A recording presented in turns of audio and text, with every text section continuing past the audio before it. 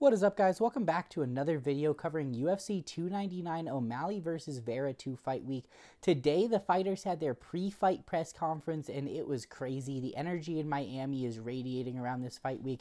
We're going to break it down, go over all of the biggest moments from this press conference, so if you missed it, you're all caught up. So it started off with Sean O'Malley being asked about how he's so calm going into a fight week with somebody who has a win over him, the only person who has a win over him, and he was able to answer in a really cold way, much like I think a lot of fans have wanted him to embrace with his shit talk, saying that he is really able to be so calm because he knows that he's going to knock Cheeto out. And then he also responded to the next question in a similarly cold manner, answering the question of whether or not he believed that there would be need for a trilogy by saying he wouldn't mind knocking Cheeto out twice. So not really saying yes to it, but leaving that opportunity on the table later on if it presented itself. Then you had it passed over to Cheeto, and this is a good opportunity to talk about how with a lot of these, the fighters and media weren't able to effectively communicate with each other because Miami was so loud. So Cheeto didn't really answer the first question. It was about how the mental aspect played in going into a fight against somebody that he knows that he can get the win over since he already has a win.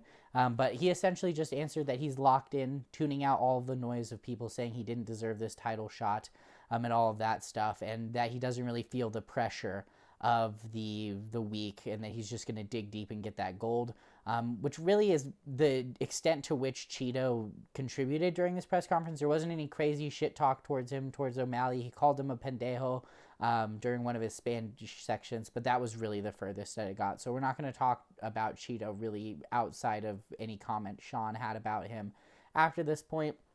Then you had to go over to Dustin, who answered a question about him fighting here for Miami, and then he also predicted that his fight with Benoit would be a war, which is also the only thing that Benoit said the whole press conference. You didn't really see a lot out of Dustin or Benoit this entire press conference. But after Dustin and Benoit, you had the most significant exchange between two fighters of the entire presser, which was when Song Yadong and Peter Yan went back and forth.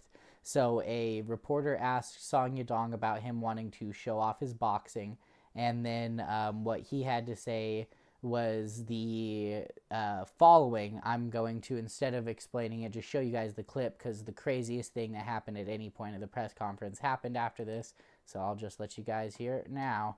I'm going to have to turn up my audio. Give me one moment, and then we'll be good to go. Cool. I'm ready to knock him out. How about you? What do you think, Peter?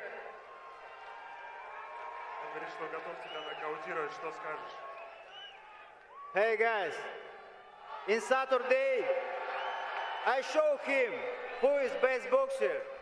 I 7-0 train boxing. I have a lot of fights in boxing. I smash this guy, you know. Thank you so much. Question for This sure. different level.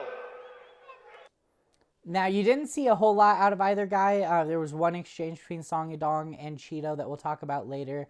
But seeing Peter Yan talk in English, he's never done that at a press conference before. That was crazy.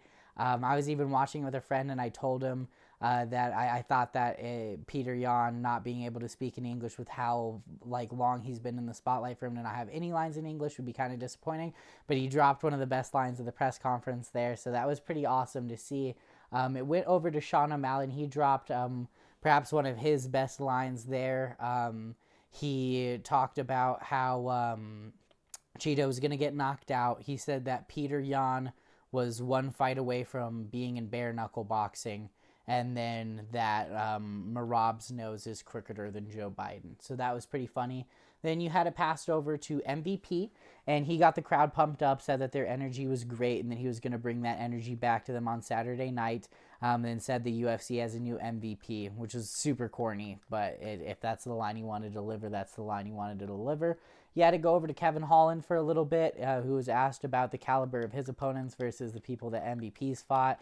He said they're all bums pretty much, and he said there's a reason people are buying UFC fights, they aren't buying Bellator fights. MVP didn't have anything to say back to that. So after that, you went back to Dorino for a little bit, who hyped up Jack Della Maddalena at the request of a reporter, and Jack Della Maddalena had literally zero energy in responding to that. Brief exchange from Sean O'Malley and Cheeto, but it wasn't even really them talking to each other. It was just Cheeto answering questions in Spanish and hyping up the crowd in Spanish, and then Sean jeering back at him while he did that. There wasn't actually really any sort of serious exchange between the two.